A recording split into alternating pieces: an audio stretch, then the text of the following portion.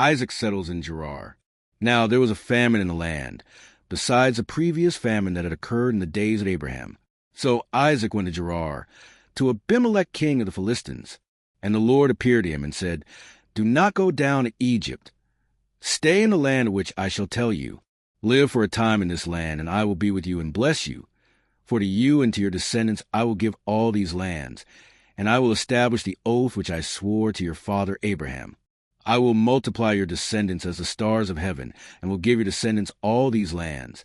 And by your descendants all the nations of the earth shall be blessed, because Abraham obeyed me and fulfilled his duty to me, and kept my commandments, my statutes, and my laws." So Isaac lived in Gerar. When the men of the place asked about his wife, he said, "She is my sister." For he was afraid to say, "My wife," thinking, "The men of the place might kill me on account of Rebekah, since she is beautiful." Now it came about, when he had been there a long time, that Abimelech king of the Philistines looked down through a window and saw them, and behold, Isaac was caressing his wife Rebekah. Then Abimelech called Isaac and said, "Behold, she certainly is your wife. So how is it that you said, 'She is my sister'?" And Isaac said to him, "Because I thought, otherwise I might be killed on account of her." And Abimelech said, "What is this that you have done to us? One of the people might easily have slept with your wife, and you would have brought guilt upon us."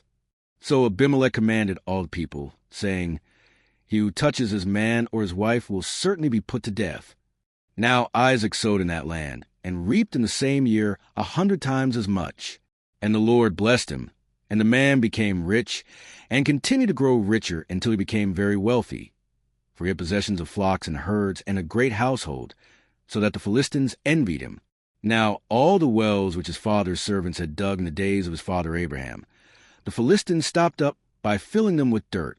Then Abimelech said to Isaac, "Go away from us, for you are too powerful for us."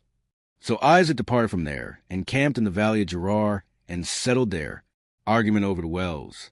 Then Isaac dug again the wells of water which had been dug in the days of his father Abraham, for the Philistines had stopped them up after the death of Abraham, and he gave them the same names which his father had given them. But when Isaac's servants dug in a valley, and found there a well of flowing water, the herdsmen of Gerar quarreled with the herdsmen of Isaac, saying, "The water is ours."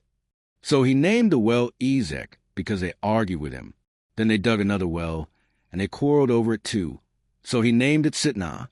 Then he moved away from there and dug another well, and they did not quarrel over it. So he named it Rehoboth, for he said, "At last the Lord has made room for us, and we will be fruitful in the land." And he went up from there to Beersheba. And the Lord appeared to him the same night, and said, "I am the God of your father Abraham. Do not fear, for I am with you.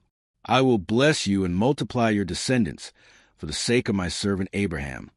So he built an altar there, and called upon the name of the Lord, and pitched his tent there. And there Isaac's servants dug a well, covenant with Abimelech. Then Abimelech came to him from Gerar with his adviser Ahuzzath, and Phicol the commander of his army. Isaac said to them, "Why have you come to me, since you hate me and have sent me away from you?" They said, "We have seen plainly that the Lord has been with you."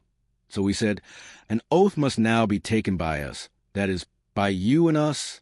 So let us make a covenant with you, that you will do us no harm, just as we have not touched you, and have done to you nothing but good, and have sent you away in peace. You are now the blessed of the Lord." Then he made them a feast, and they ate and drank. In the morning they got up early and exchanged oaths. Then Isaac sent them away, and they left him in peace. Now it came about on the same day that Isaac's servants came in and told him about the well which they had dug, and said to him, "We have found water." So he called it Sheba. Therefore the name of the city is Beersheba to this day.